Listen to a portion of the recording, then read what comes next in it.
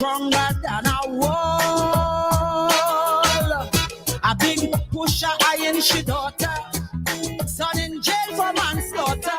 Too bad for he fear them bad boys. No bail, that's the black man's choice. Like Shadow say, poverty is hell. She little girl child belly start to swell. Some say life is a cycle, but don't draw she no circle. Where will it all end? Don't it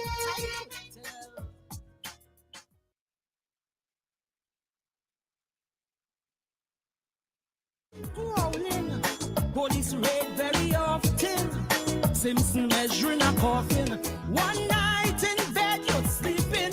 Next night is a wave that you're keeping. So you're afraid to win the lotto. Not to hear voices from the ghetto.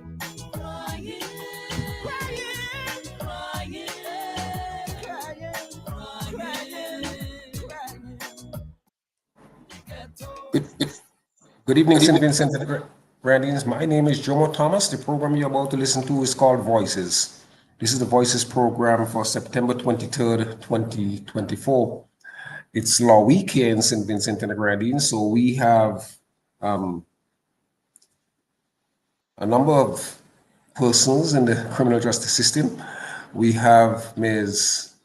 Zita Barnwell. She's the president of the St. Vincent and the Grenadines Bar Association. We have Mr. Sion Shoy, Sergeant Sion Shoy. He's the chairman of the Crime Prevention Unit in the Police Department, St. Vincent and Grenadines, Royal St. Vincent and Grenadines Police Force. And we are expecting to have Miss Renee Simmons. She seemed to be having some technical difficulties, but we expect to have her on soon.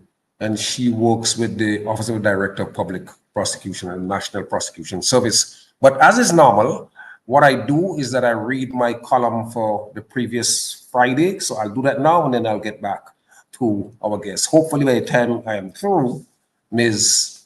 Renee Simmons will join us. So here's my piece from last week. Renee's backstage, sorry. She's backstage. I'm not seeing her.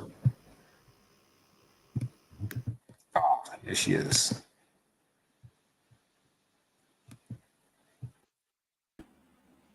Good night. You can hear me? Hi, good evening. Good evening, Renee. It's good to see you. Hi. I'm delighted that you are on.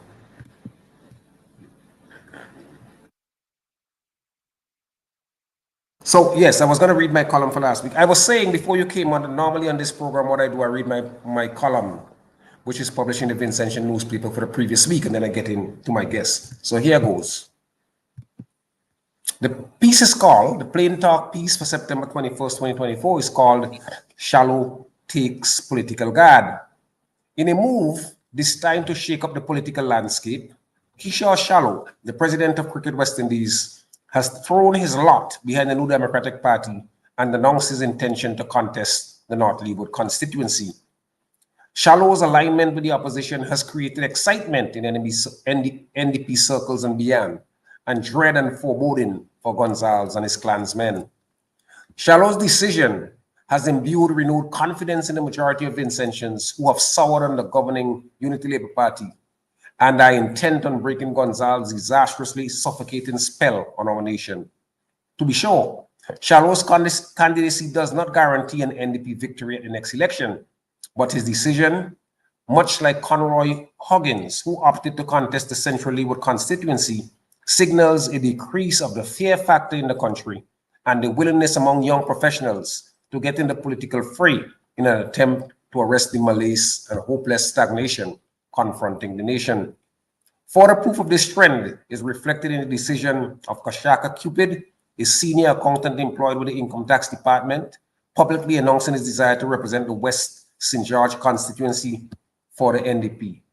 Louise Mitchell, an experienced lawyer and scion of NDP's founder James Mitchell, who led the Financial Services Authority, is also being goaded to jump into the political fray. Only die-hard ULP supporters believe that the party continues to wear an armor of invincibility. Any keen observer knows that politics is akin to dating.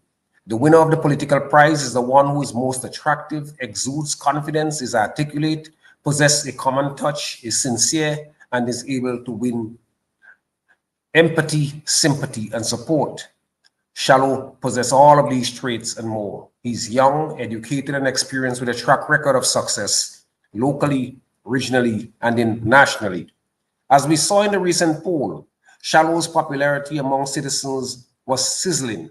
He has already eclipsed Camilo Gonzalez and was within striking distance of Soboto Caesar, Dr. Friday, his party leader, and Prime Minister Gonzalez.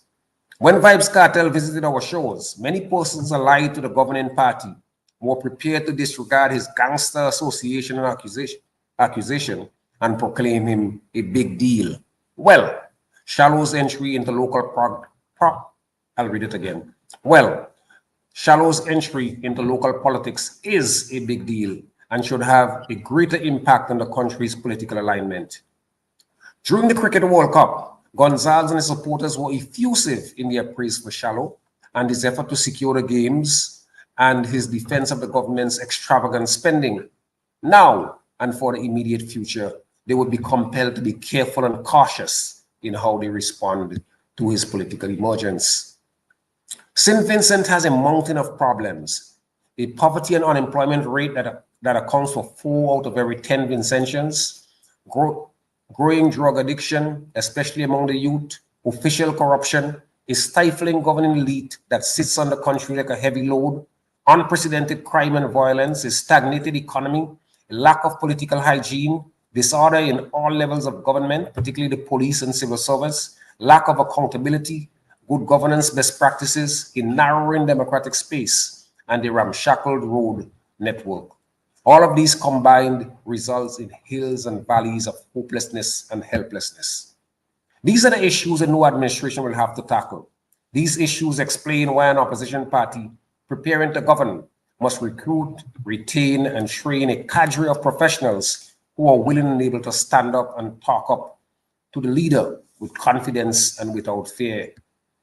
There are no major political differences between the parties. Both have a slavish allegiance to powerful Western governments and dominant institutions like the World Bank and the International Monetary Fund.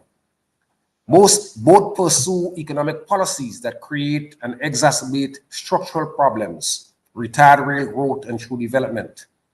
Gonzalez possesses a greater rhetorical flourish, but the last 2+ decades have shown that talk does not solve people's problems. The only real and noticeable growth is the stomach and waistline of Gonzalez and his governing elite. The opposition New Democratic Party would undoubtedly follow American dictates on foreign policy issues. However, charity begins at home, and Vincentians need to find a way to tackle all of the problems identified above. One of the biggest stumbling blocks is Gonzalez's continued dominance of Vincentian politics.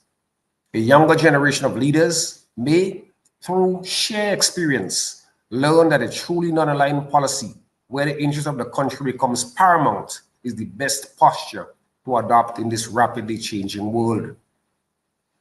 With Western economic dominance rapidly fading and the emergence of BRICS nations, especially India, China, and Russia, leading the charge for a multipolar world, the hope is that the next generation of leaders will find their way. The foregoing does not represent mindless enthusiasm about Keisha's potential and the opposition's forces allied with Dr. Friday's NDP. It is simply a call for citizens to break sharply from the past and find a new and better way for our people. Never again must be our watchword. We must follow the wise lead set by our St. Lucian cousins who demand accountability from the political parties. When they fail, they kick them out. St. Vincent and the Grenadines requires that level of maturity. It is the only way to get politicians to take our votes seriously. Keisha's entry into politics helps us along this path. That was my take. I'm not sure what's happening here. It seems as though I have lost everybody. Oh, they seem to be coming back one by one.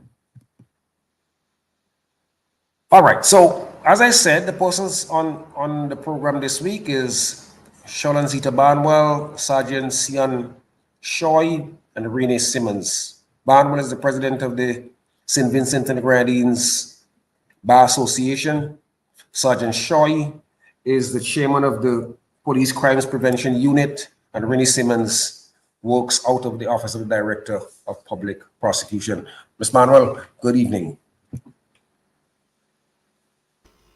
Good evening. Thanks for having me on your program. Um, I know that this is Law Week here in St. Vincent, but before I get you to talk a little about that, Sergeant Shoy, good evening. Yes, good evening, Tom Jamo. Welcome. Thank you for having us on your program. First time I'm being on Voices. Glad to Yes, be here. yes. I'm glad you're on. And Miss Simmons, I don't know what happened, but Samantha, maybe you should tell us until she comes back, where I can officially greet her. Tell us a little about the Bar Association, what it is, and what do you mean when you say you're having Law Week in St. Vincent and the Grenadines? Okay, so the St. Vincent and Grenadines Bar Association is actually a non-profit organization, organization that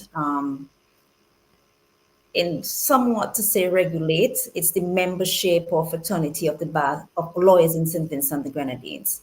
Currently, we have, in terms of subscription to the bar, about 104 members who we send out emails and communicate with either on a daily and mostly a weekly basis. All practitioners are either civil or criminal, some commercial or corporate law.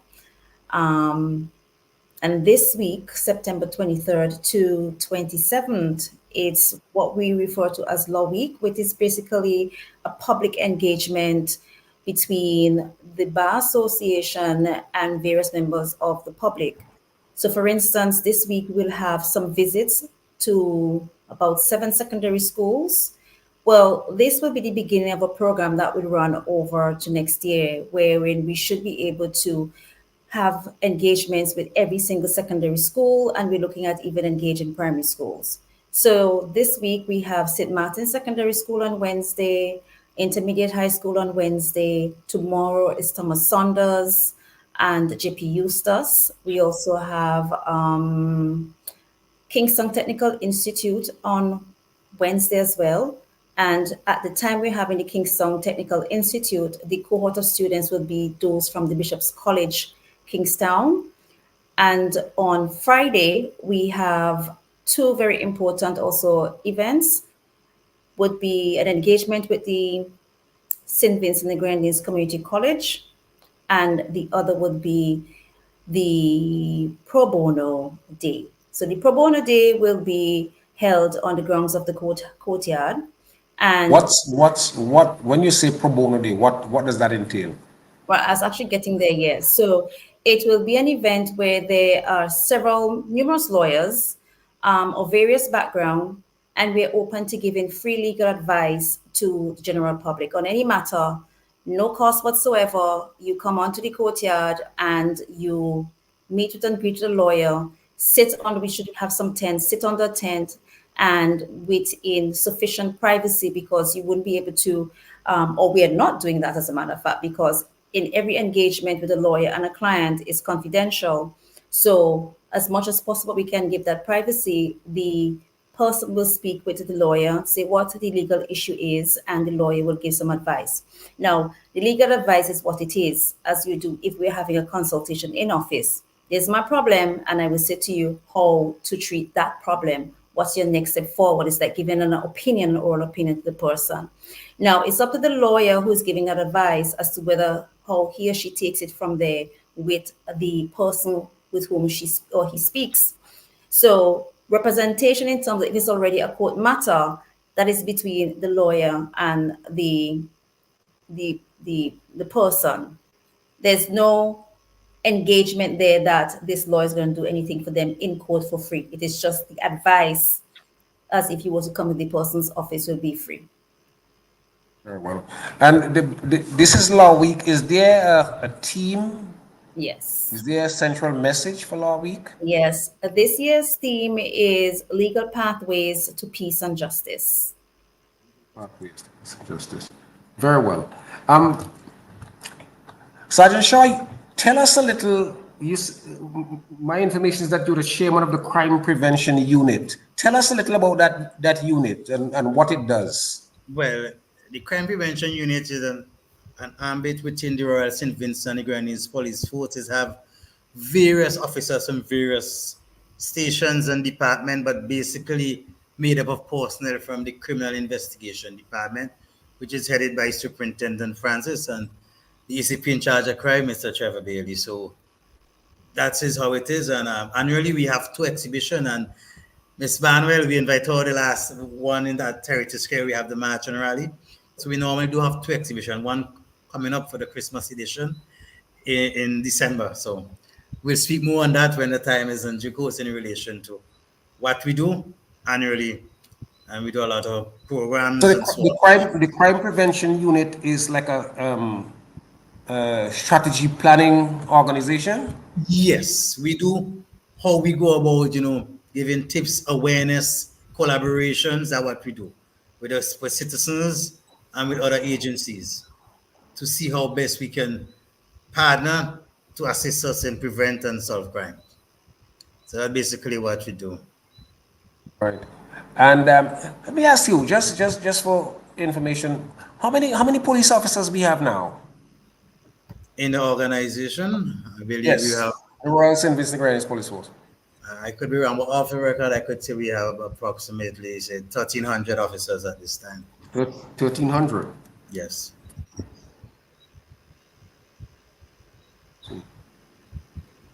And you all have been having a rough time in recent times. I mean, we have had escalating homicides. How does the police, how do you as the chairman of that unit, when you wake up each day and you're hearing, I'm sure it's probably giving you gray hairs before your time. Yes, but I mean, we go to the drawing board along with the assistance from the commissioners and so on to know how we can tackle and put personnel and strategy in place. Like we have a lot of programs to that's on stream. I mean, you maybe may or may not aware of what is happening, but we have community outreach programs, we have public awareness campaign. So if you wish, I could go into details when the time is right. Yes, tell us a little more because I don't know of any of this. Right. Presently, we speak about the community outreach program. We have, we reach out to neighborhood groups because some of them is there. We go and we speak to persons that create the groups in terms of how best that they can assist the police, with the programs, to encourage neighbors to look out for each other, report suspicious activity. I mean, we do community meetings. As you know, we recently had with the amnesty, when the police department hold public meetings, crime trend, address concerns, and public safety. These are ways what we do. And school program is one of the things that we're targeting right now. The crime prevention unit, along with other departments within the organization. And we visit school, we teach them about personal safety, drug awareness, responsible online behavior in terms of the internet, public awareness campaign like social media, and the public relation and campaign department. We utilize the platform in Facebook, Instagram, and YouTube. We share crime prevention tips. We highlight unsolved cases, and we solicit information from the public to assist the police, in terms of solving crime. And of What course, about yes. Go ahead. I'm sorry.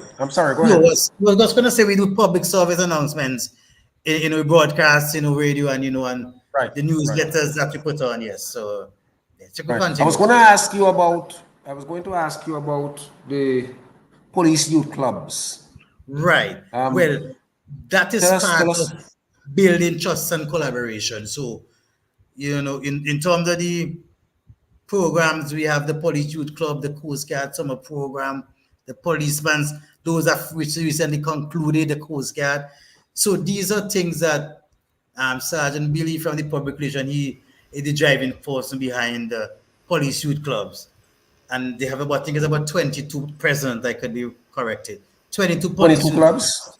presently in St. Vincent and the Grenadines that they reach out to person from the primary school, secondary school, to come and engage them, advise them, and we have community policing. As we know, we approach these personnel residents to foster the trust and collaboration, because this is one thing we need to build presently, is the trust between the police and the citizens. But we want to encourage also citizen reporting, in terms of anonymously, that is. We want them to report any suspicious activity, provide information about crime without revealing their identity. And that is what part of the commissioner, the ACPs, them all, we encourage. Reach out to someone who you're comfortable with Right. and speak to someone that you're in terms of relation to any suspicious activity.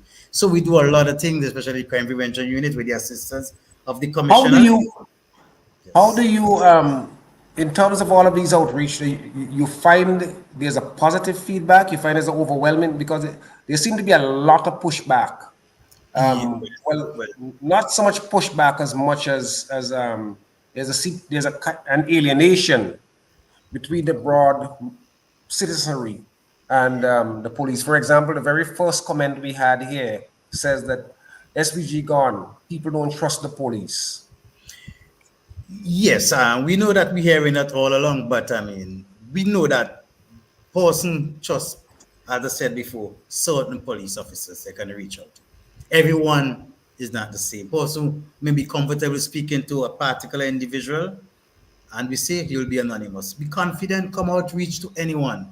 And I guarantee all things that reported crime will be treated confidentially, as we that is one of the motto of the commissioners, the assistant commissioners, and we put it out in press releases from public relation. Reach out to the police. We will treat everything, especially when it comes to any suspicious activities, and could assist us in solving any crime that presently that is not solved at this time. So we want the public, and that's the reason for the crime prevention unit. We have our exhibition, and we try to do collaboration. Last time we did one with the National Commission of Crime Prevention, NCCP, and we're hoping to do more collaboration going forward with most entities that willing to come forward and assist us. Because the most challenging with even doing this is funding. So it's not just you do it, we need support to reach out to the unfortunate, the citizens of the schools. Only with the schools, we need to engage them, make sure them they know what is happening, especially when the police youth clubs, the summer program, is everything need funding to make it go forward. And hopefully the support is there, but it could be more, in terms of that. I'll come back to that point. But Ms. Barbara, tell us, you are in your first term. Well, I'm not. Well, you have been elected. When were you elected? Let's get from the top. I was elected last year, November 2023. So you are coming up on the end of you are coming up on the first year. How have you found that experience as the president of the bar? It has its challenges. I think it has its moments. The first event that we've had, because the Bar Association had been rather dormant for about 10 years or so. And what was heartwarming was last year was when we had the elections.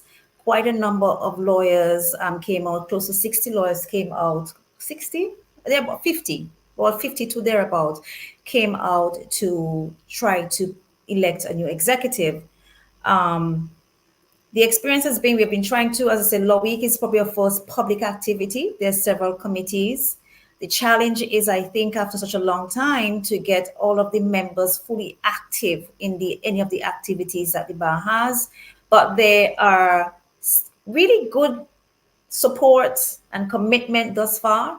So, for instance, the lawyers who are going to the 7 schools, there are 2 each school, so that's 14 at least for this week. And on Pro Bono Day, we will have several more who would come out. The challenge that we have this week, though, is that the court reopened fully. Well, it reopened last week with Court of Appeal, but active practice at the High Court in particular starts this week. And so is a bit trying to get lawyers to be able to either reschedule or to at least participate in the time that we would need them to participate. But it has been pretty good. The support has been really fabulous, so to speak. Like I was trying to say a while ago, the first event that we had that included a lot of the members was last year, December. It was the first social activity for a very long time, and that was well attended. So we are getting there. There's several more activities that will be put on by the Bar Association. And for instance, one of the things I had not mentioned just yet is that we are kickstarting a local competition in trying to rebrand the Bar Association. The Pro Bono Week, if I may interject here with about the Pro Bono Day, sorry, is that on Pro Bono Day, the Royal Police Force of St. Vincent and Grenadines will also have a presence to try to engage the community and to build or strengthen that relationship with the public. I see. Um, so, what would you say was your most serious challenge so far as the president of the bar? I think it has been in terms of maintaining to motivate the membership to get involved in the committees that they have volunteered for, to kickstart them and get them going. There are probably 3 committees that have been active so far, even slowly. It will be the Law Week Committee, the County and Legal Education Committee, and the Public Education Committee that have met so far. We've had another committee that has met, but it's a broader committee. Well, not a committee as such. We have had several meetings which were well attended in relation to the legal professional bill, which is due to be tabled, but in Parliament, it has been tabled in Parliament and is now a select committee. And the Bar Association has been, or members of the Bar Association have been actively trying to go through the bill to make recommendations in terms of that particular piece of legislation which will govern barristers and solicitors, the practice of attorneys in St. Vincent and the Grenadines. Have you found that the bar association and lawyers generally have a reputational problem? There are 2 charges. Essentially, that lawyers are liars, and that lawyers are unscrupulous. And this comes from a situation where it is said that the law is supposed to be the noble profession. Have you seen or heard that kind of statements being thrown at you? And what is the Bar Association doing to beat back that? Well, let me put it this way. I'm entering my 12th year, I believe, at the bar in St. Vincent and the Grenadines. And even before I became a member of this bar association or a law practicing attorney in St. Vincent and Grenadines, I've heard stories or heard those allegations or the name calling that lawyers not to be trusted, that lawyers are liars, and that all lawyers want to do is charge money. That is something that has plagued the fraternity, not only St. Vincent and the Grenadines, but across the world.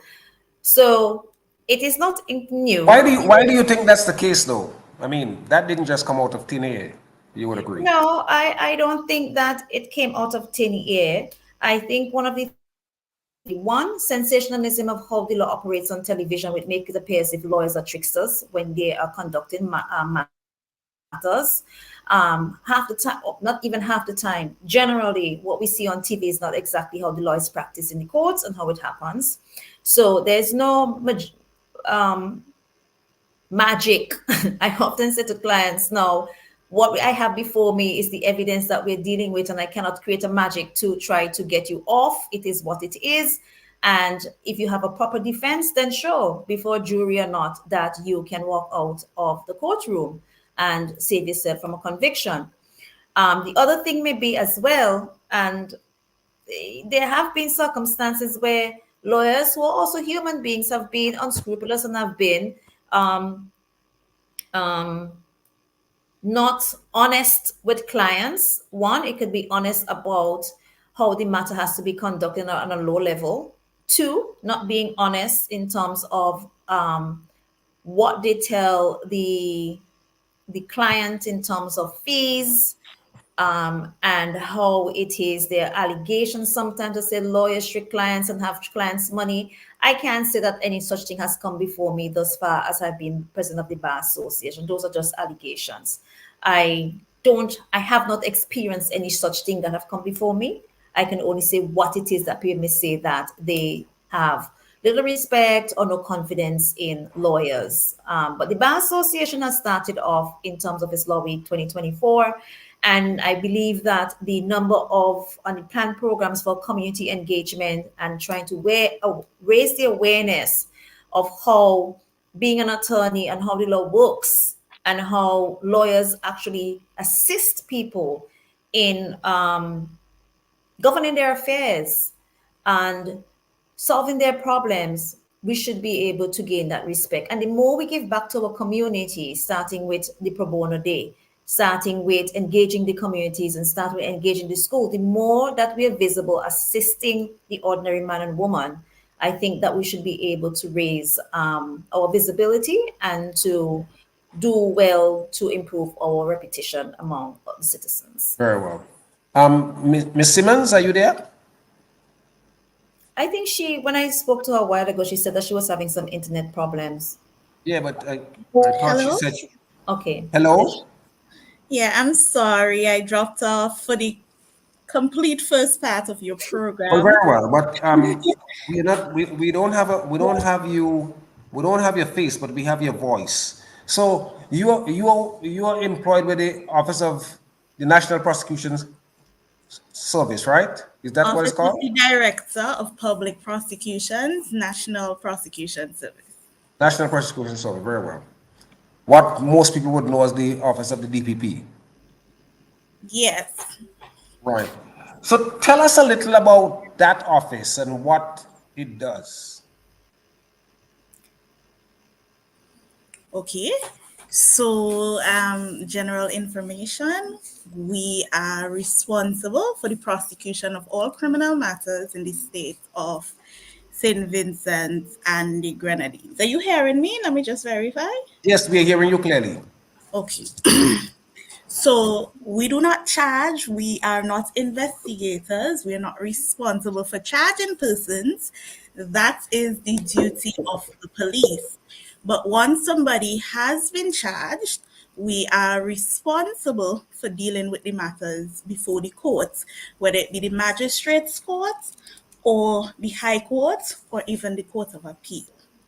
Right? So all criminal matters within the state of St. Vincent and the Grenadines. So you just said that the DPP's office don't charge, but No, oftentimes you go to court and you hear the prosecutor say, "Oh," or you hear the police say that the matter was in the DPP's office and it's now back with the police. So it is the police who makes the sole determination as to what charges will be leveled against an accused person. not necessarily. So what happens is that where we are consulted by police officers, where a case file is put together and sent to our office for some sort of consultation, we advise on charging or charging decisions to be made. But charging is within the sole discretion of the police. But the police lean heavily on your advice. Well, I can't say heavily, but they do. We work together. when you consult us, we work together and we come up with a decision. But they can go ahead and charge without our advice, right? Right.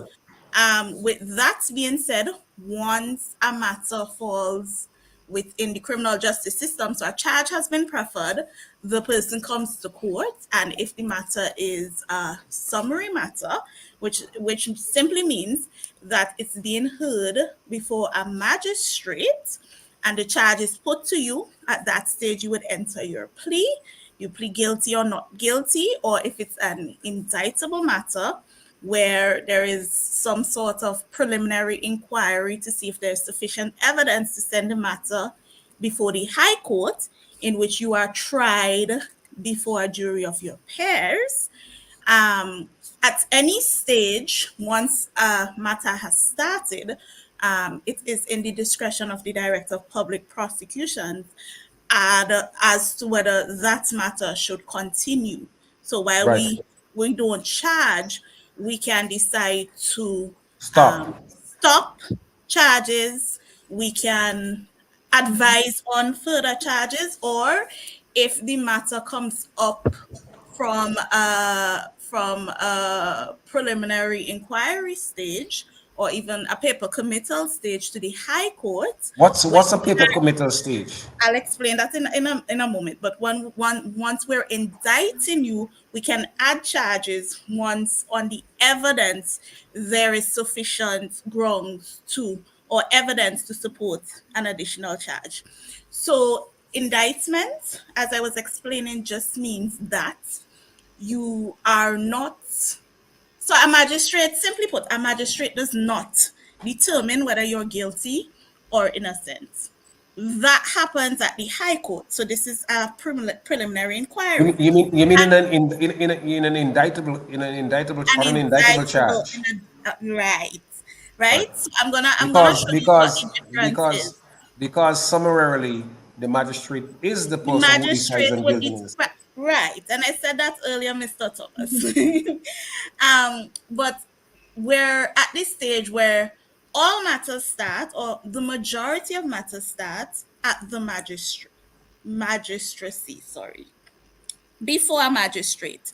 So it's either the magistrate has all the evidence and comes to a determination whether you are guilty or innocent, a summary matter, or the magistrate has the evidence, records what is being said, asks you, it's read back to you, she or he asks you to sign that, and at the end of the prosecution's case, the magistrate would determine, is there sufficient evidence based on the charges that are before me to send this matter on to the High Court, where you go before a judge and a jury to determine whether you're guilty or innocent, right? This is the preliminary inquiry stage. It is at the High Court, once you are charged with an indictable matter, and indictable matters could include matters such as rape, murder, wounded with intent. It is at that stage, once you are indicted and you appear at the first opportunity, you are allowed to enter a plea. That is the first time you're given the option to say, I'm guilty, I am innocent, right? So usually at a preliminary inquiry, you give oral evidence, or in law, as we call it, viva voce evidence. So everybody comes to court, everybody testifies. Well, the majority of persons, the magistrate comes and make a decision. What a paper committal is, it's still an assessment by the magistrate, but it is done based on the documents. So persons would have given statements, the police would have investigated, they would put a case file together. Case file includes what the statements, they might have collected evidence, things that they would refer to in their statement, have certain exhibits in their possession. The magistrate and the defense counsel, along with the prosecution, would go through those documents and determine whether on paper, on the face of it, there is sufficient evidence to send this matter forward to be tried before a judge or jury. What so a term that became quite popular in recent time is the term to nolly pros. What does it mean to nolly pros a case? So it simply means what we were saying. Remember, I said once a matter has been started, once you've been charged, and it comes within the realms of the Director of Public Prosecutions, the Director of Public Prosecution has the power to decide whether a matter is stopped. So a nolly process basically us discontinuing the charge. Sergeant, I want to come back to you. in terms of the police force, you said you have 1,300 police officers. Yeah, on And average, sometimes, I could be wrong with my yes, calculation. yes, I'm not holding you to the exact, approximately 1,300. Um, where are these officers though? We don't see them. Well, they are deployed, maybe we may not see them, but they're deployed. A We lot, have been- do we have a lot of these police officers are undercover? no, they are, yeah, I mean, especially now, I mean, due to the hurricane burial, I mean, a lot is in the Grenadines at this point. Because I take, for example, if you go down to the Leeward bus terminal at the prime time hours, let's say between 8 and 9:30, between 11 and 1:30, and between 3:30 and 5 o'clock. You have a bus that comes off the back street and swings into the area and stops right there. And you have a bus that's comes out right to before it enters onto back street and stops right there. So there's a bottleneck and there's no police officer. And But then, when the traffic department is out at that time, German, and then at the other times, you look and you see 10 police officers. well, as you say, there's circumstances, a lot of duties otherwise, but most of the time, the traffic personnel, those are the peak hours. So I expect that there will be, and the officers in charge, they will be on duty during those times. Yes. On what authority, try to help me here, on what authority does a police officer, a traffic cop, have for detaining someone on a traffic ticket and have them come up for bail before they can be released? For example, I have a traffic infraction. I am taken into the police barracks on a traffic infraction, and I have to come up with bail. Is there any constitutionality to that practice? Well, the officer in charge of traffic, they at the given time, they will be the magistrate and they will be considerate in terms of what action will be taken at the given time, if it's proven to be best at that given time, or if they have to take in No, but directly. I want you to listen to the question I'm asking you. Yes. Is there any constitutionality to the practice where I drive, I didn't obey a particular traffic Yeah. order, right? I rolled through a stop sign, for example, and I didn't drive with due care and attention, and you order me into the police barracks, and I have to come up with bail in order to get out. Is there any constitutionality to such an action? Because I always thought that a traffic infraction was not a criminal offense, or most of them were not criminal offenses. Most of them is not. Yeah, Some are criminal matters. yeah. So as I said before, I mean, my colleague Ms. Simmons could step in there with a legal mind in terms of the law. Well, But she said that the DPP's office don't charge. It's you guys who charge. well, the advice we will get, and to know what course of action to take. Yeah. So my lord is able to answer. But you must tell them not to do it because they're pushing up on denial of liberty charges. Which at least Because they're what they listening. do is improper, and they're arrogant about it too, which is even worse. Maybe they listen Anyway, to the program. tell me, Sergeant, in terms of there's and how can I say this delicately? The police are part of the Vincentian society. Police are Yes, citizens yes. like everybody else. Yes, You swear to protect and serve. Do you get a feeling that there's a disconnect between the vast majority of citizens, particularly young men and women, and the police force? I won't say that, Jomo, but I just say there's room for improvement in every aspect of the organization. And that is what outreach program and awareness is for at the given time. If we see there is a breach, we have to try to mend and make everyone come together because we cannot solve crime by ourselves. We need the citizens, the public to assist the police in getting the job done.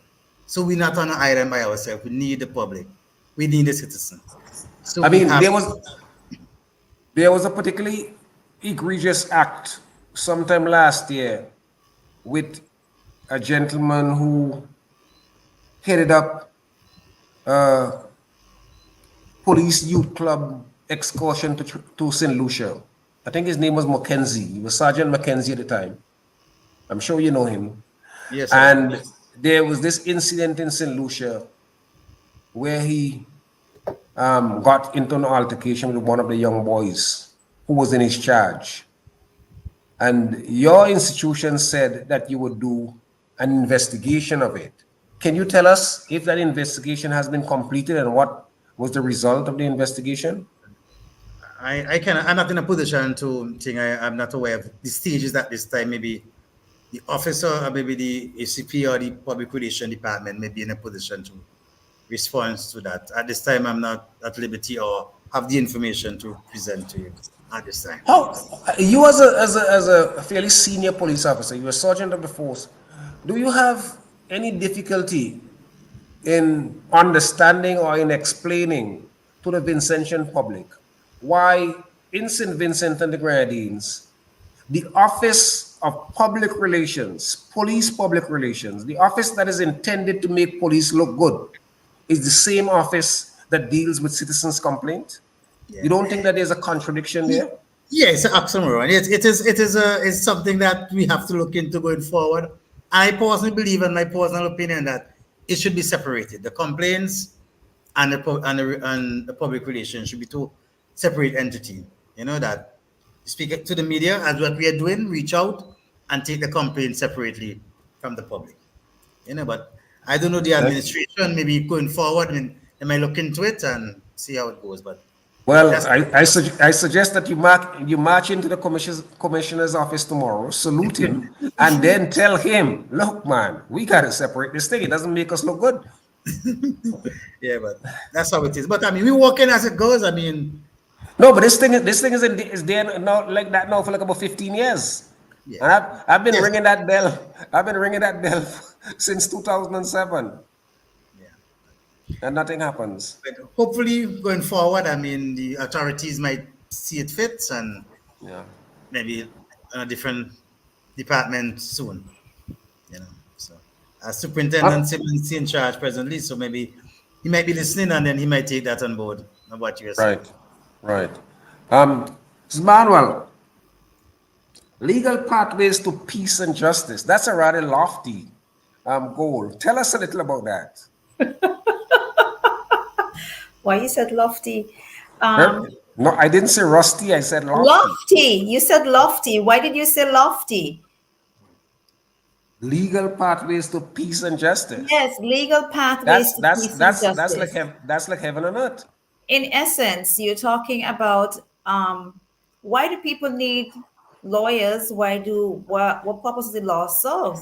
And the law is about conflict resolution, whether that has to do with issues of crime and justice in the criminal division, or whether that has to do with citizens attempting to settle their issues with one another, whether that is land, encroachment of land, whether that's land ownership, whether that is personal injury, whether that has to do with occupiers' liability, whatever it is, there is some kind of conflict that in human interaction at some point in time. Where does the law step in? We're looking at using the law, not an eye for an eye kind of thing of taking up my justice in my own way and going to my neighbor's yard if I think he or she should not be there, and finding myself to say, I'm going to do it in my own way. We're saying what is legal. I mean, if someone comes at me and I have to defend myself, that's legal. It has to do with self-defense. So I may act in defense of another person, or I may act in defense for protecting my property. You have there the courtroom. The other thing that I think we want people to understand in terms of legal pathways, within the corners of the wall of the law, how can I solve my problems? You can go to court, yes. There's another aspect that is not very popular in St. Vincent and the Grenadine, referred to as alternative dispute resolution. And that has to do with mediation. There are court-connected trade mediators.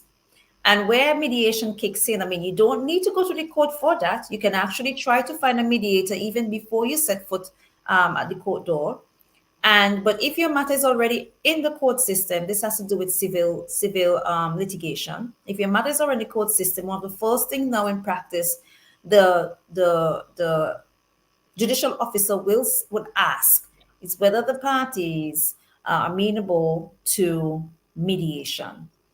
And so you most likely going to say yes, because it can resolve the issue in a much shorter space of time than it would take to go through the entire court procedure, which is case management and all of that long time. So it takes years before it gets to trial.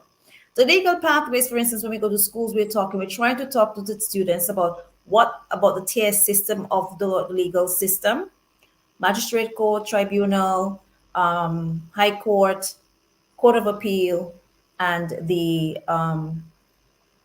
privy council.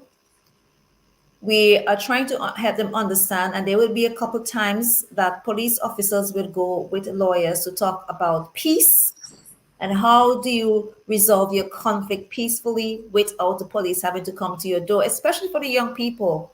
We've seen a lot in the media in the last few years of students fighting on the streets, and they're all in school uniform. I know the police has its own program, as says before, Pan Against Crime and all kind of police youth club, but somehow we have to make a more concerted effort to reach the young people. Too often when we sit in the criminal court, as you would have experienced, and I'm sure Council Simmons can say, is that a lot of the people who come before the judge in the criminal division are young people between 18 and 35. Some of them have mental health problems, some of them don't, and they're really angry young people, mostly young men. How do we help them before they get to that point of reaching before a judge for a very serious offense? Legal pathways to peace and justice. Mr. Simmons, there's the DPP's office. Are there manifestations in the DPP's office in the ways in which you deal with young people? For example, issues having to do with second chances, alternatives to incarceration.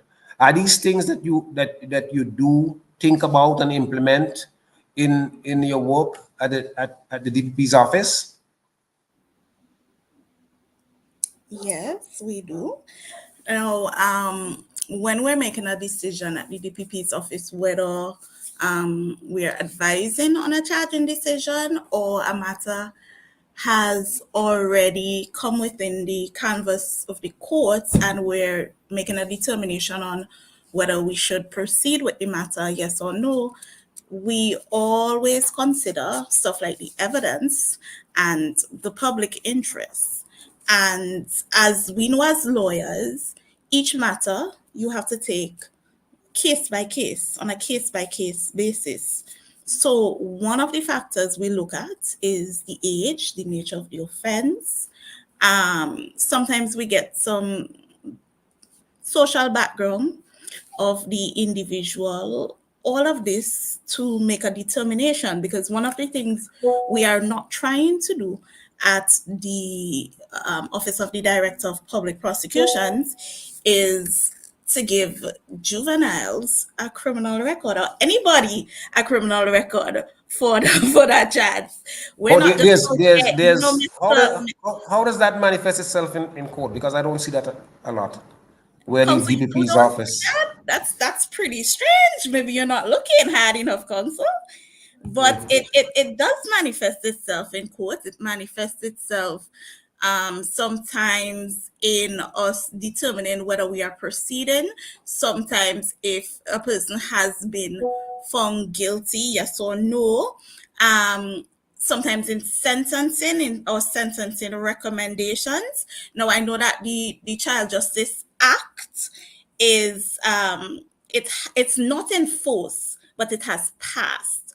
And because of that, we are in the preparation stage, and we have not only been preparing ourselves or officers, but we've been assisting police officers. So once it comes down to a case of anybody 18 and under, and sometimes even over 18, we like to hear about it before you even charge. We want you to bring it to our attention, especially if these people are still going to school. You understand? We consider these things, but you still have to remember, Mr. Thomas, that our office, now a crime could happen to anybody at the end of the day. And public policy, public interest is one of the factors that we have to consider, along with certain levels of ADR. How do we prevent certain things, preventative measures? But we still are entrusted to deal with criminal matters in the state of St. Vincent and the Grenadines. So we still have our duty to perform, and it may not be something that is popular, but we do take a lot of things into consideration in executing said duties. How do you respond to someone is saying somebody comes up as Sweet Willie Williams? He says, I am putting it to you, the attorney representative of the Office of the Director of Public Prosecution, that the police are not allowed to charge persons until they have been instructed by the Office of the DPP. In relation to what? No, in relation to charges. When it comes down to the Child Justice Act, dealing with juveniles and children that is covered under that act, then once it is enforced, then yes, you must first get the approval of the learn director before you can charge. But other than that, that is not the case. So you are saying that on all instances, the police charge and then send the file up to the DPP's office. I am not saying in all instances. Remember, so if the police charges, Mr. Thomas, remember I said before, there are files in which they would consult.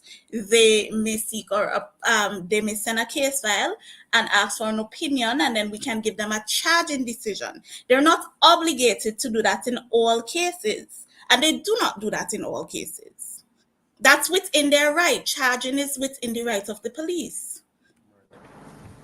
Yeah, the same person says the police act give all police the lawful authority to arrest and charge, and there is no written authority that they have to take such advice from the Office of the DPP. But if the office is not sending information, if they don't have to depend on the DPP for a charge, why do they send the file to the DPP's office? It would be best practice, wouldn't it? It really would be best practice before you go ahead and charge somebody, that you ensure that you have sufficient evidence, that we would have considered not just the evidential part of it, but the public interest. It is best practice, but we have to be realistic. The Office of the Director of Public Prosecutions deals with matter throughout the state of St. Vincent and the Grenadines. Our staff is not as excessive or as huge as the police force. So you have police officers dealing with matters in every district. And if all these files are to come to the Office of the DPP for the lawyers or the prosecutors to consider, let's think about the delays, the time factors, what is going to happen.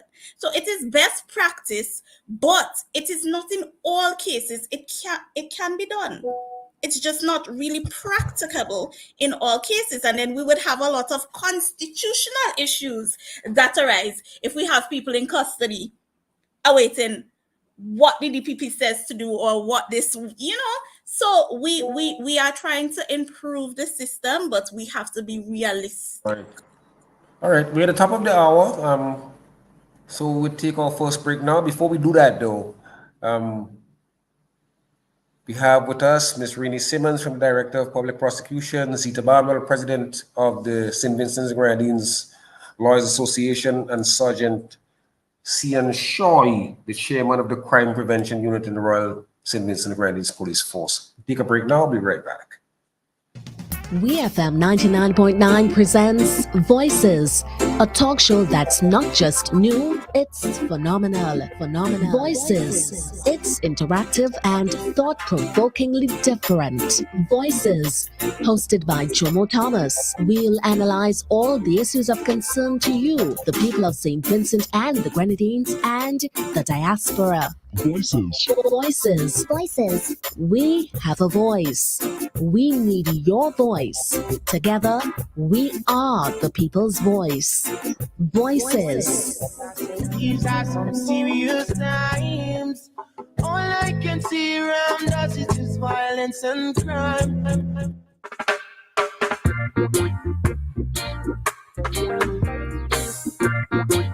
Ooh, yeah.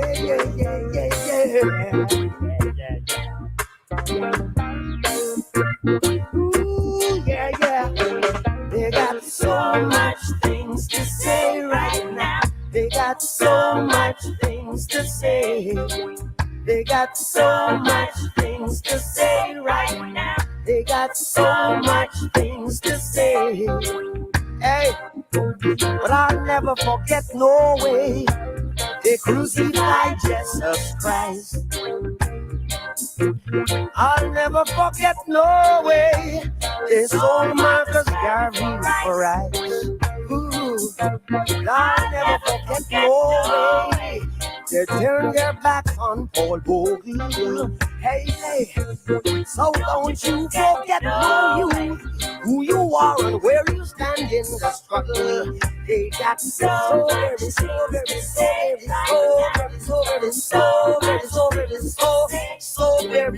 say it's everything. They say so much today. They got so much things to say, so much things to say. 999 I come to fight flesh and blood, but spiritual wickedness in high and low places. So while they fight you down, stand firm and give Jah thanks and praises. Cause I and I do expect to be justified by the laws of men. By the laws of men. All right, I'm Jomo Thomas. We are back. This is Voices. Sergeant, do you also go by the name Nick? Yes, that's my alias. That's my home name. Very well, because somebody is asking, is Cian Shoy the same as Nick Shoy? So we just wanted to get that. Yeah, my Facebook name. That's why. Yes. You may be familiar with the television series 48 Hours. The police. Are you familiar with that? Yes, I do. And 48 Hours is this series where police are doing crime detection and trying to get to an arrest. And the understanding is that anytime you start going beyond 48 hours, it is the unlikely, or it becomes much more difficult for you to catch up with the criminal offender. Yes. Now, we had a kind of brazen, outlandish execution style killing last week. And we had the alleged killer was picked up on cameras running away from the scene. It's now about a week. Are we any closer to solving who might have been responsible for that shooting? I can tell you the investigation is ongoing, and the major crime is working on this investigation. That's what I can say at this time. But that's almost cliche. We always hear that from police. Investigation is ongoing. Yes. But serious as we speak. Yeah, it's ongoing. Do There's we about have the any feeling? Do we have any feeling as though this might have been a hit carried out by somebody who is not a resident of St. Vincent and the Grenadines, who's not a citizen of St. Vincent and the Grenadines? I'm not in a good position to say yes or no at this time. The investigators will have the information. I'm not privileged or privy to that. So hopefully The soon chairman of crime, the the chairman of public, crime prevention is the public, not the in this public will, information the public will get the information in due course. in due course. In due course. Can you tell us if our colleagues in neighboring islands, Trinidad, Grenada, St. Lucia, Barbados, or even Antigua have been those video was sent out to them to see if we can do a detection? Yes, I could speak like that. Yes. Very well. Um, since 2014, since 2011, we have had over 400 homicides, with 55 last year. And it is apparent that the police don't seem to have much luck in solving a lot of these homicides. What would you say is the principal reason why that's the case? The low detection, arrest, conviction of persons who kill our citizens. It's a lot of factors in that case. What the developed countries having issues, and they are more developed than us, have the resources, and still struggling to solve crime. Anyway, we'll always see crime, but we doing what we have with the limited resources we got, and the investigators, especially from the major crime unit, they are doing an excellent job, I can say. Hopefully, that we expect that more crime, the more unsolved murders, and so we will able to bring just person to justice. As it relates to that, I can say for sure. I think that a lot of Vincentians may sympathize with the police force when it says that it has limited resources. You, as the chairman of the crime prevention unit, if you were if I were to say to you that I have a deep pocket and I am prepared to offer up the money to get the resources which would make you into a better fighting team, what would you say a few critically important pieces of fighting tools that you don't have now that you might want? Well, I can say we have tools. I mean, what we have, I just say if we have a local forensic lab, will aid us in terms of getting swift in terms of getting things tested quickly. That may be the best option I could put forward. No, that will help us in certain evidence. To think a local forensic lab. I know it's a far fetched right now. Maybe I don't know the resources yet, but testing presently for, as you say, DNA and those things locally will be very good. I have been practicing in St. Vincent now since 2007, and I've done all kind of criminal defense work. I have never once been in a case where fingerprinting was used as an element of detection. Why is that? Why are we using fingerprinting in St. Vincent? Yes, I can speak that because I am presently in charge of the IT department, so I deal with those technical stuff. We have fingerprint equipment presently to get those things done. So it's just that the crime scene personnel will do what they have to do and see if we can get any hit. So can you think of any major case in recent times where fingerprinting was? No, not at this time, but hopefully soon you will see cases along that road. But if I may interject, I think one of the things I am not sure if the police department has a fingerprint database. because that would be one of the things that would be instrumental in terms of solving crime and using fingerprints. It has to do with, to my understanding, matching something. So if I go to a crime scene and I brush and swap for fingerprints, taking it back to the police station, part of it has to do with, in the first case, check to see if there's on record in the database any fingerprint that matches what I have gotten from the scene, or if it is I have arrested someone who's on suspicion, being able then to use what was found at the scene to match with the person who's not been fingerprinted when they arrest. I don't know if we fingerprint people every single time that you arrest them, or is after they're charged? After they have been charged, been processed, yes, they've been fingerprinting every time. Because it's a digital machine now, it's not manual. So every time it comes, and as you said before, there's a database that everything will be processed through. But if I am charged and then I beat my case, it is the proper thing to take my fingerprint off of that database. Do you all do that?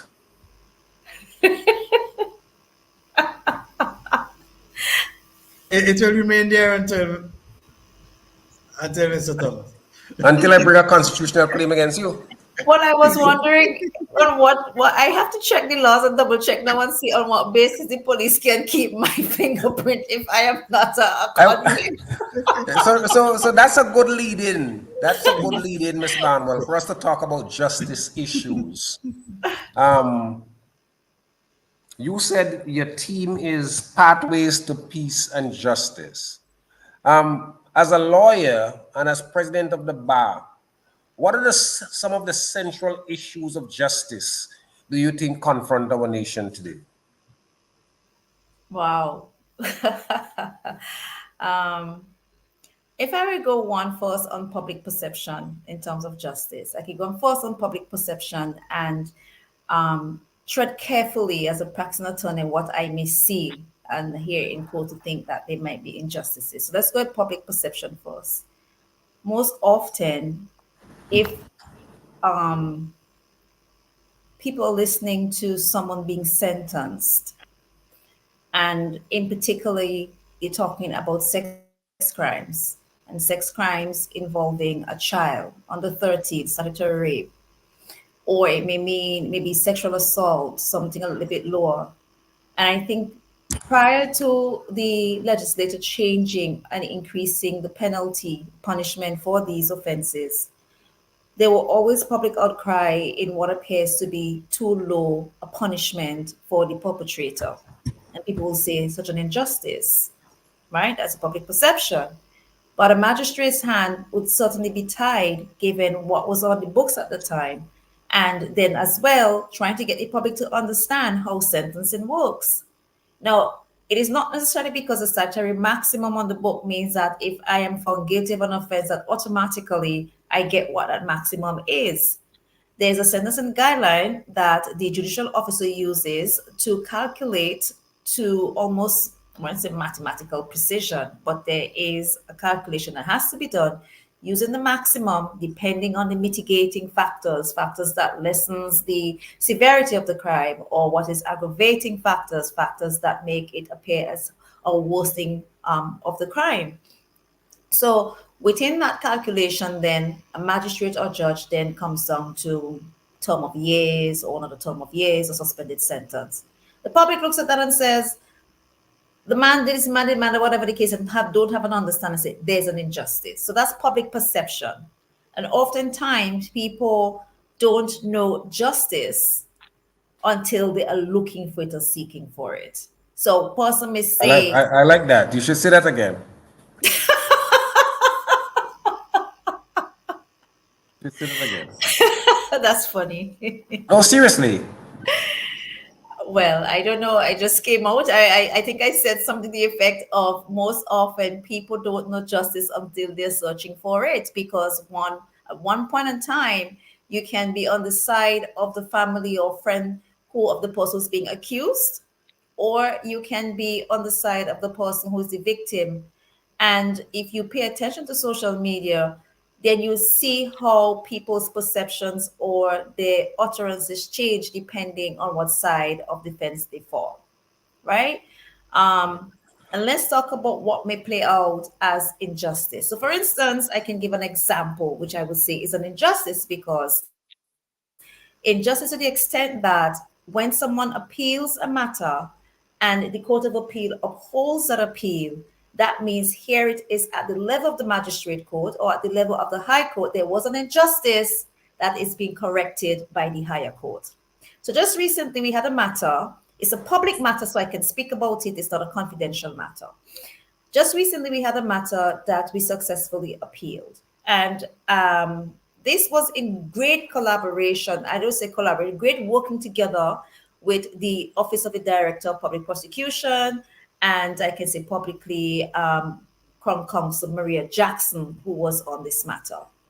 So this matter involves a gentleman called Mr. Ronnie Williams, that people may remember last year that he was arrested and charged for burglary by entering an apartment building for which he was a security guard, and he stole 121 US dollars. Right? The matter went to the magistrate court, and he pleaded guilty on the first occasion, and the magistrate gave him 1 year imprisonment for stealing 121 US dollars. Now, I wasn't here at the time, but I do understand that there was real public response to this of the immediate custodial sentence for the gentleman for 121 US dollars. Now, our office applied for bail for him at the high court level. The high court gave him bail. The matter was just recently heard at the Court of Appeal, where the Court of Appeal upheld the appeal, saying that the magistrate's sentence was excessive. And in particular, our ground focused on the fact that the magistrate failed to consider certain principles of sentencing that he ought to be guided using the sentencing guidelines. And what was that in particular?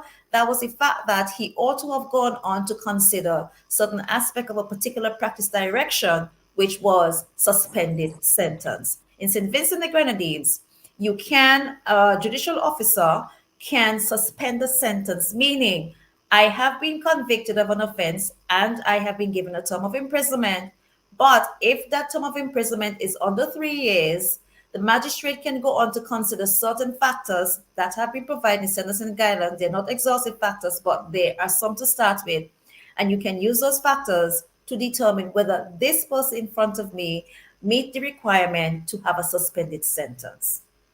The Court of Appeal agreed that the sentence was excessive to the extent that the magistrate ought to have considered the sentencing guideline or the principles of the sentencing guideline, that this man ought to have been given a suspended sentence. And he is out. He's not serving, well, he's not in prison, but he has a conviction, and he has been granted the sentence, suspended sentence, which ends October 2nd. So which worked for him. Pardon? Which worked for him because he ended up not going to prison.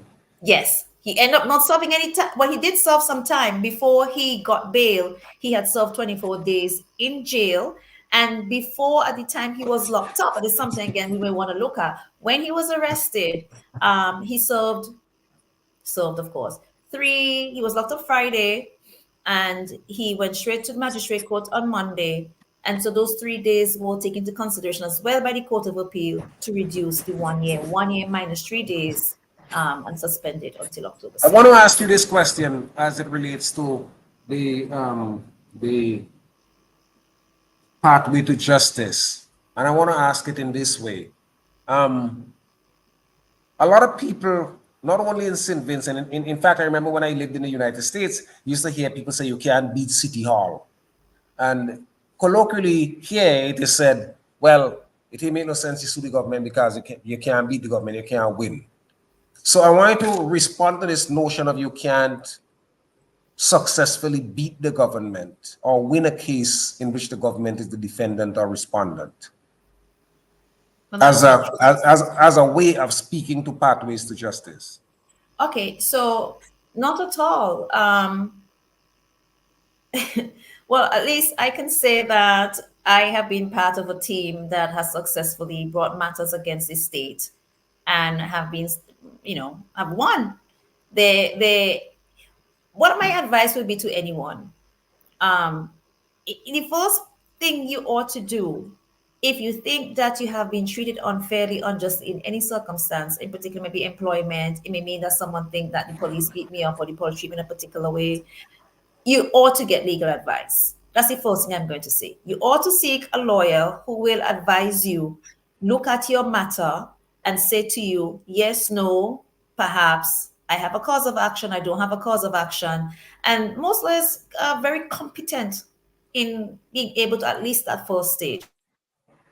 We have had matters where we have sued the government, their public matters. Kenson King was a matter wherein he was arrested on his job, and we challenged successfully, wherein he was arrested and charged for what was it again? Threatening to kill the prime minister, and we won that case. That was taken in the civil court. We brought matters on behalf of the Public Service Union, wherein people were transferred. Jamali White was transferred in very, very short notice, a person who worked almost all of his life in the Union Island and was given almost a 7 days notice to relocate onto the mainland. And the court stayed that action and asked the Public Service Commission to look again at that matter, because he was not given an opportunity to be heard in that transfer. We have seen the two matters brought against the state on behalf of Mr. Otto Sam. That was successful.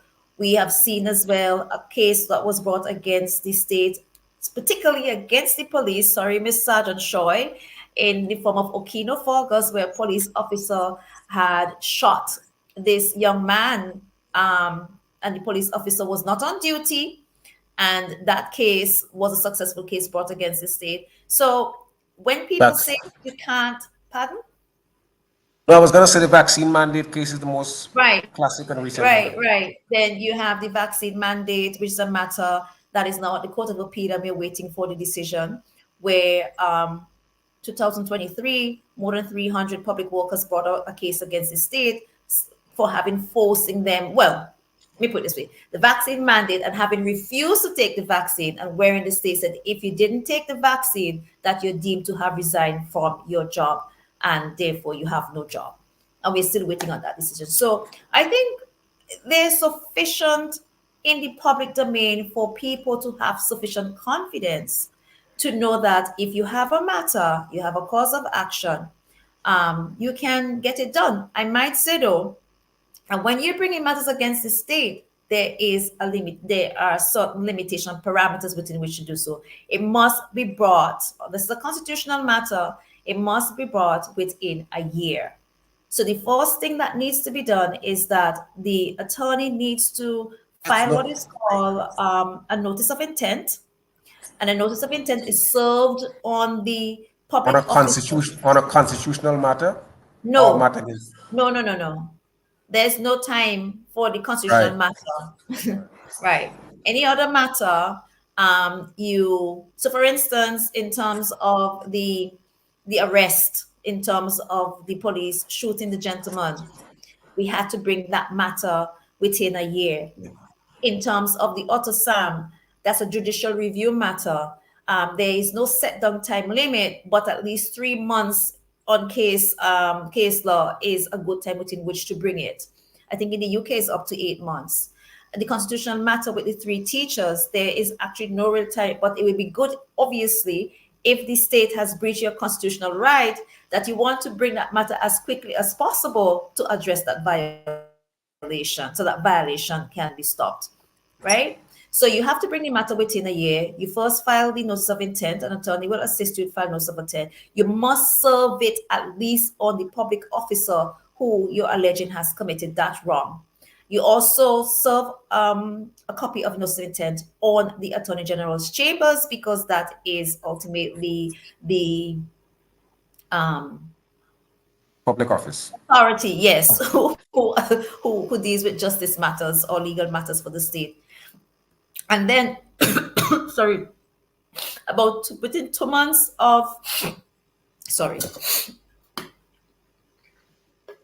my apologies, within 2 months thereabout of, or after 2 months of serving that notice of intent, then you have that period within which you can file a claim form within the code laying out exactly what the allegations are and ensuring that both are served on the public officer as well as on the Attorney General's chambers, and that matter is set down for court hearing.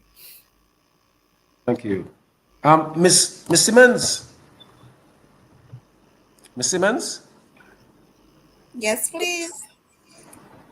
Earlier, you spoke about an evidentiary test and a public interest test in determining whether the director of public prosecution will allow a matter to go forward. Explain to the public what both of these tests are about. Tell us what they are. Well, I think it's pretty self-explanatory, but okay. The Well, evidentiary test. just assume that some of us are stupid. Nobody is stupid, Comfort. But let's go. The evidentiary test is basically looking at the case. What are you charged with? And what evidence has the police accumulated to show that you in fact commit the crime in which you're accused? Right? So you can look at some stuff like eyewitness testimony, maybe there is some videotape evidence, maybe there's fingerprinting, something to put you on the scene, maybe there's circumstantial evidence. There are a realm of things. So you are looking at the case to see the charge and what shows that you have in fact committed this charge for which you stand accused. And then the public interest tests are other factors, such as you mentioned earlier, if we consider stuff like the age of the accused person, maybe their socioeconomic background, their mental state. Yes, somebody may be accused of a crime. Let's say you have a child going into a supermarket and robbing or taking something, shoplifting. Yes, the child may have in fact shoplift, but should you give that child a criminal record? Maybe that person was hungry. Maybe they were on the streets. These are things that are not directly, because you may have the evidence, you may have a videotape of them doing that. So the evidence is strong. Persons may have seen them do that. But do you really go that further? Is it in the public interest to prosecute this child and give this child a criminal record? So that's the best I can explain it. Very good. I wanted to ask this question, and somebody asked the question. I don't know if you were part of the conversation that dealt with the Adriana King appeal on the part of your office, the Director of Public Prosecution's Mr. office. Thomas, if I may stop you right there, I cannot, and I would not comment on live issues or the reasons for a particular decision of the Director of Public Prosecution. I wasn't asking you to do that. No. I don't know what you were asking me, but I was just putting that out. But I don't know why you would put that out. I don't know why you would put it out there. I ask you about the evidentiary test and the public interest test. So I wanted to ask you whether there was a public interest or an evidentiary interest in appealing the case. I am unable to speak to that. I appreciate that. Within the discretion of the Director of Public Prosecution. I appreciate that. Thank you so much. Sergeant Shoy, let's go back, sir, because I saw Winston was saying earlier that some of the things in which the police can improve their work, he says, I think community service is something that should be implemented for certain low-level crime.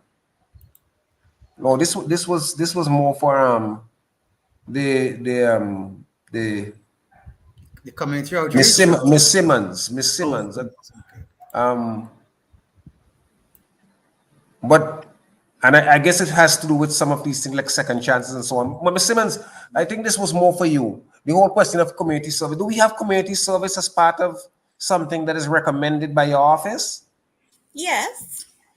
Yes, and if I'm not mistaken, there are persons who have been engaged in community service. Sometimes there are, I know for instance, where it comes down to youths, and I could speak mainly about youths, there are persons who are sent to work along with the police to do things at Marion House, different programs that has a social factor and have some level of giving back, and would also assist them in on their paths along the straight and narrow. So yes, there is, and we do make the appropriate recommendations in the appropriate cases. Not every case is an appropriate case for such. Right. When I lived in New York, you go to court.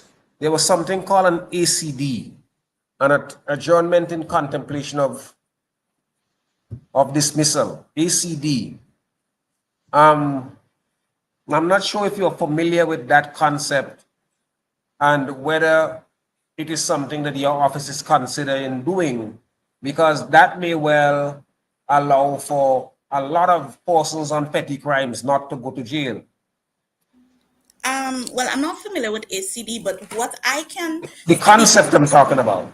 Yeah, I know. I'm not fully familiar with ACD, but what I can speak about and where may be applicable, we have had cases in which there were persons that were out on bail. And again, I'm speaking about cases of persons who are they're young. And when I say young, maybe under the age of 20, 25. And we have had our bail officer, at the time he was a police officer, who would have basically taken charge of these individuals. So they would report and they would come up with all different creative social activities, educational activities in conjunction with other organizations to assist that person. And that's if for the period of time they're willing and they're able and they're participating in, then we would make certain recommendations to the court about, they've been active in this, we're not proceeding, or if we proceed and there is a sentence, it should not be anything that goes on their record, because you can be found guilty of a crime and it's not on your record given your age. You understand? So yes, we have found creative ways of utilizing what you mentioned in different ways in our organization. Thank you. Sergeant, Yes. there's a comment from one of our viewers, one of our listeners, in which he says, and I too, I was rather surprised that in terms of, you never mentioned as a tool of a crime fighting tool, the unavailability or the insufficiency of vehicles for police officers. I mean, there are many police stations that would complain from time to time that they don't have vehicles.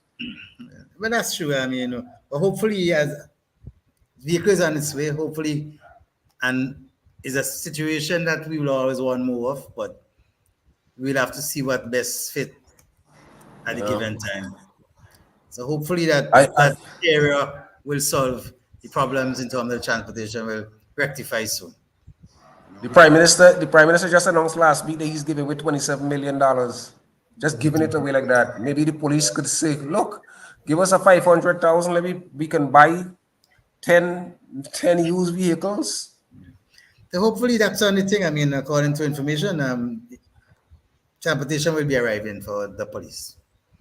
So The police. that's good news. Yeah, that's good news. Oh, so you all are gonna get more vehicles. Yes, so that's good news. What about community policing? Yeah, well, Is that an issue that you all pay a lot of attention to? yes, we do that as I told you. We have before when the program now started. I told you we do community outreach programs. We reach out to the neighborhood watch, as I said before, and we do school programs. We reach out. We go to secondary school. Myself, in terms of my department, other departments, we do the public service announcements. You know, we do newsletters on the public relation department and the public awareness campaign via social media. So we do a lot of things, and especially what I do annually, especially twice a year, the crime prevention showcase in the carnival and Christmas. Hopefully, as I get the opportunity to speak on that as it is, this year the showcase going to be on the 6th of December. You know, so we're looking at the public to come out and give us the support as always. And I reach out to the Bar Association as always, Ms. Barnwell, to collaboration and give the presence when that time comes. So I'm looking forward for the public and anticipation of this event in December to with the public, reach out to the public to come and give us the support as always. So Ms. Banner, what would you say is the central legal problem, the most important legal problem that confronts the nation currently? I'm talking about in the judicial system. That's a pretty broad question, but I'll try You to. can narrow it. You can narrow it down if you so choose. There are several. There's several, but I'll say I'll see if I can at least name 5 that comes immediately to me and maybe the most important. One may be that the public doesn't have access to the laws of St. Vincent and the Grenadines. That's pretty important. If we want our people to know what laws govern them, they have to be easily accessible. So they're not online. You can't access them online. If you want to find out anything about traffic offenses, if you want to find anything at all in terms of what legislation are available and what governs in the citizens of St. Vincent and the Grenadines, you cannot find them online. So 1, easy access to the laws. 2, at the magistrates court level, there's no recording system. That's part of the access, for me, part of access to justice. So for instance, I can say again, just recently at the Court of Appeal, where it is that the Justice of Appeal are looking for a transcript or part of the record of appeal of what happened in the magistrate's court. And they were shocked to the fact that in St. Vincent and the Grenadines, that the same recording system that you have at the High Court that runs, as you say, in open court. So everything is recorded in the event that you need to look back or you want to make an appeal, that you can have the what happened in the court so it can be looked at the Court of Appeal. The magistrate court level, which is like the most important court, is the busiest court. And the majority of times people walk in that court unrepresented. So if there's going to be any injustice that happens there in terms of the interaction between the magistrate and the person seeking justice, whether it's a claimant and defendant or someone accused of committing a criminal offense, there's actually no record, no recording of that. All that we have to depend on are the judge's notes, the magistrate's note, what the magistrate is able to and right at the point in time. How fast his hand goes. Most often, someone may go to court and hear, "Oh, take your time. Look at the magistrate's hand." So that's 2. What are the issues that you have? I would say one of the problems that plague, and this is now, as I said, almost my 12th year, and since I've been practicing, St. Vincent and the Grenadines does not have a resident full-time psychiatrist. This psychiatrist is so important because more often than not these days, a lot of the young people in particular who are arrested for committing serious offenses have mental health problems. And I think at the closing of the last sizes, oh my God, I hope I'm not misquoting him. did he say 10% or 4%? Anyway, let me leave it that way. But the point of the matter is currently, people who are incarcerated, there's a really concerning level of inmates who suffer from serious mental health issues. But before you before you're found guilty or plead guilty, though, the psychiatrist is important. The psychiatrist is important to determine whether or not you're fit to plead. And from my experience recently, I've had certain matters that where the accused person at the time of the commission of the offense was mentally ill. Now, what you need a psychiatrist at the point in time to do is an assessment to determine at the point in time that the person committed offense, what was the degree of the mental impairment and how that impairment would have affected the commission or influenced the commission of the offense. Now, that is very important at the point in time for sentencing. And that is important for sentencing simply because, again, in the grid, it will help you to determine what is the person's level of culpability in the commission of the offense. Is it something where it is high or low? The person knew exactly what they were doing and therefore need to be treated as more to sane than insane at the time of the commission of the offense. So I've said the inaccessibility of laws, the absence of a recording system at the magistrate was a very important quote. The fact that we have no psychiatrists, that's 3. Number 4, this is a problem, that an issue that affects all attorneys who have to visit the prison to consult with and take instructions from persons who are on remand. There is absolutely no private space for the attorney to meet with the accused person. And that, I think, really, maybe I wouldn't say I'm going to take it to court. It's unconstitutional.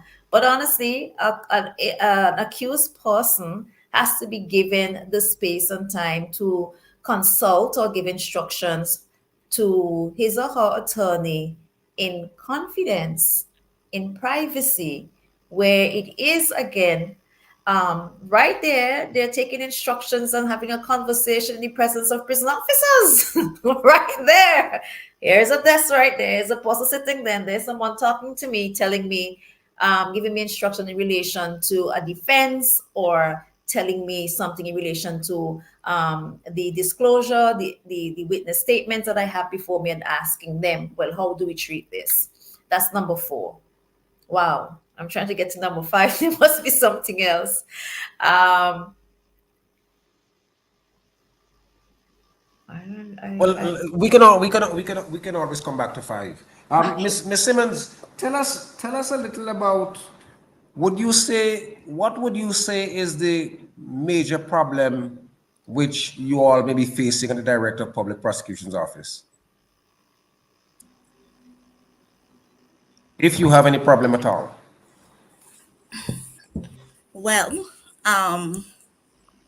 Transportation.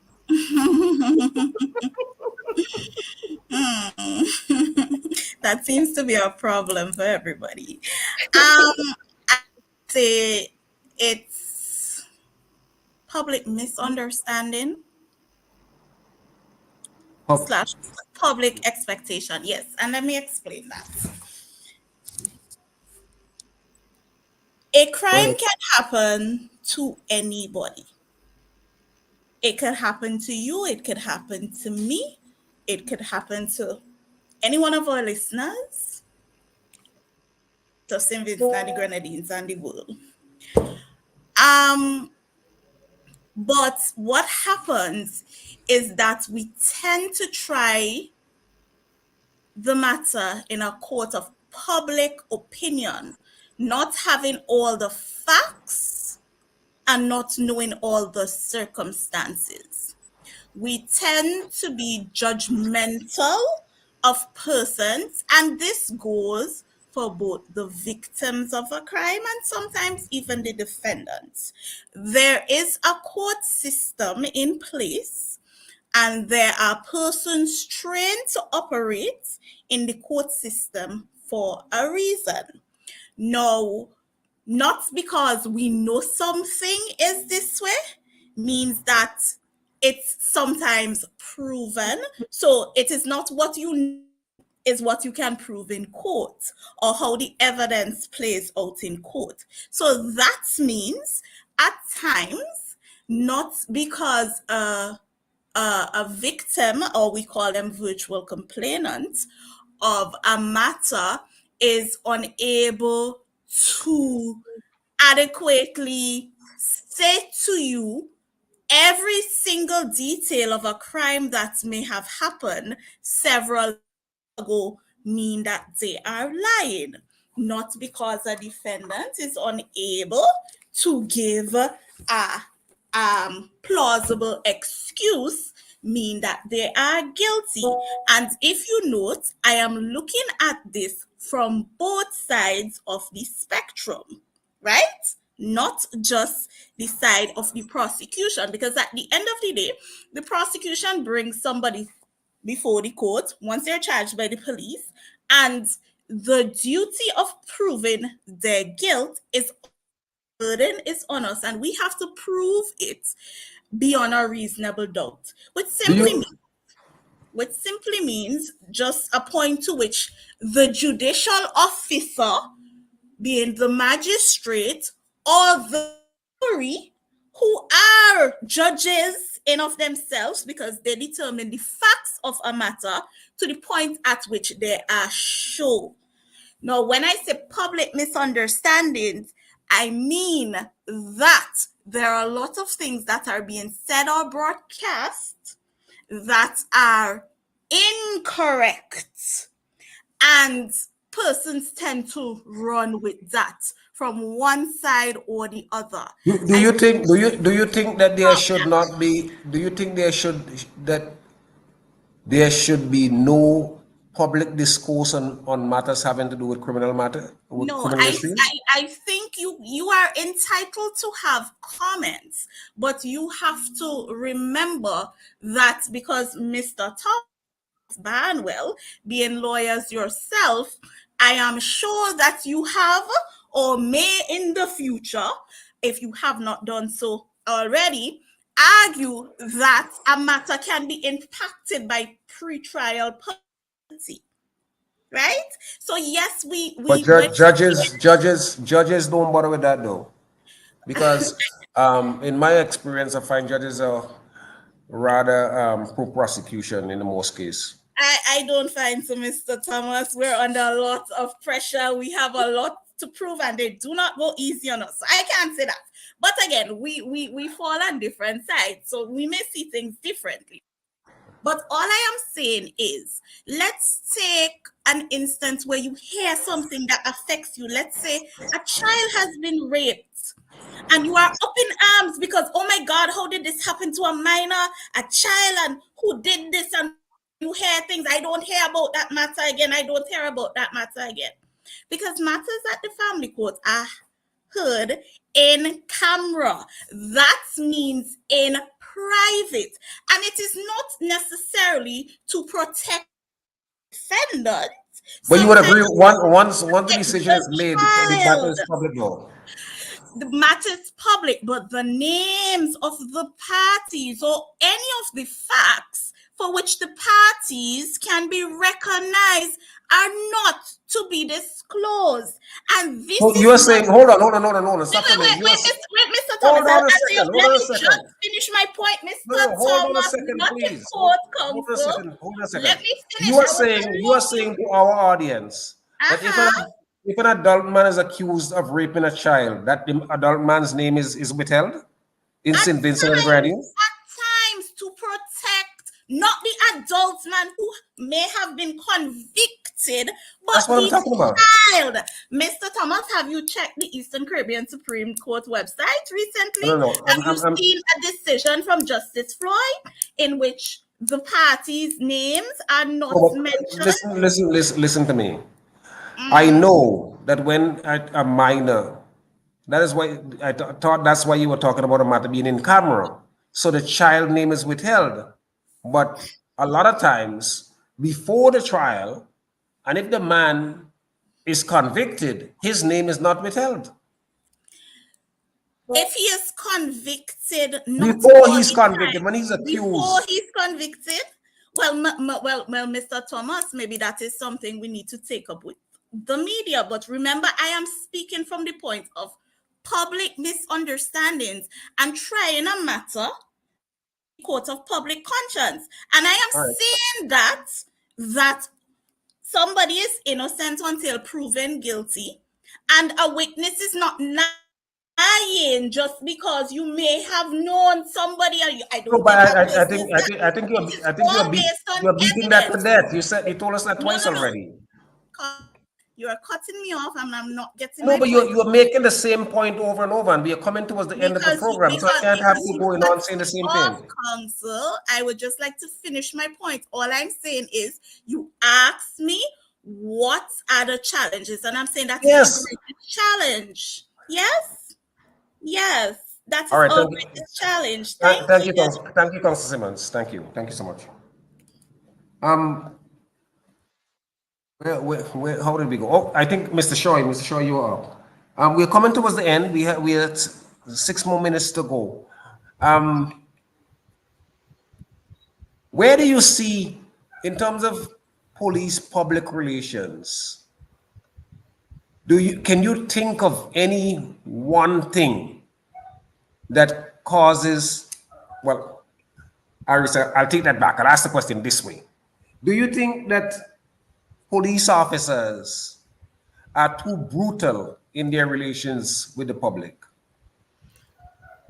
As I said, the public opinion will all be different and varies. It depends on the execution of justice and execution of your job. So everyone will see things differently as it relates to the public. You know, I mean, everyone when they go out there is to do a job to protect the citizens, and that's what we're here for, to protect the So people. if you go out and shoot a man in his foot and tell him,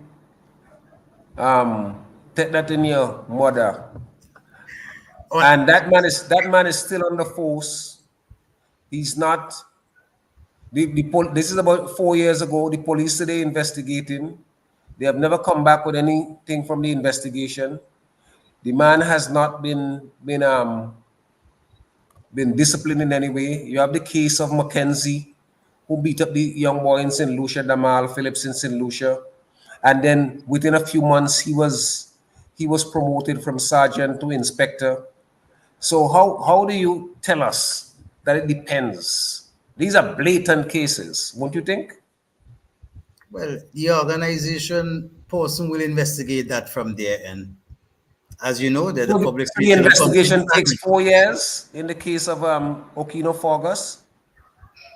The Well, investigation takes a year in the case of Damal Phillips. well, counsel, you Damal know that Phillips. you're in court daily, counsel, so you know how the system goes, right? So investigation is ongoing until when it All the investigation is ongoing. right, counsel. You're in court daily, so you know how it goes. You know how it goes, counsel. So don't worry, don't worry. You know what? If we police force, we do not. I mean, everyone have the challenges, but I mean, our job is to protect the You people. think the police force is doing an excellent job in terms of its relationship with the people, with the Well, citizens? I mean, there are shortcomings, and we're trying to mend the gap, as I said earlier. Well, you would agree that there are major shortcomings, would you? I will not say major, but I said there are shortcomings, and we're You trying would our say, best to bridge that gap. would you And agree that there are numerous shortcomings in the police I said relations there with are shortcomings. I will not say numerous comings, but there are shortcomings, and we going forward. That's our aim. The commissioner and the high ranking officer, that's the mandate in terms of getting the police, you know, to reach out to the public, and that's why we do the police and all the activities that I enlightened earlier on in the program, and that's our aim to make Right. everything better Right. as we go forward. I would say to you though, if the police were to mend this relationship with the people, it would get much better results. You can't approach villages and towns and young people, particularly young men, and beat them up and knock out their teeth and shoot them in their foot, and then expect that their friends or their mother or their sister would say, yeah, Officer Shaw, I just see him run down there. He's the boy from Mali. It's not going to happen. Take it on board, council. We know what you are saying, but everybody has guaranteed the high ranking officers, the commissioners and the assistant commissioners, the deputy, everybody taking everything on board and see how best we can go forward and make St. Vincent a better place. And that's our aim. That's our aim going If I forward. can just interject here, because what happens, I know of Sergeant We have Shaw. we have 2 minutes here. Oh yeah, all I just wanted to say is that sometimes in organizations that few of the whole lot really commit atrocious type of events that smear the name of what How do you come to that conclusion? That few of the whole lot.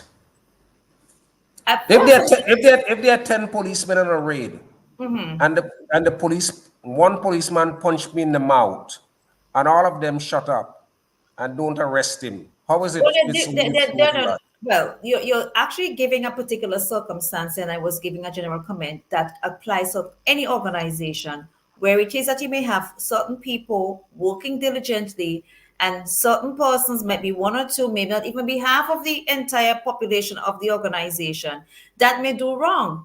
Now, let's just say you're talking about one police officer committing an offense, yes, and then you say, okay, fine, he did something that was unjust. The injustice may continue where the other officers, and would not be the entire force, fails to act in a way that preserves and promotes the right of the person who was injured.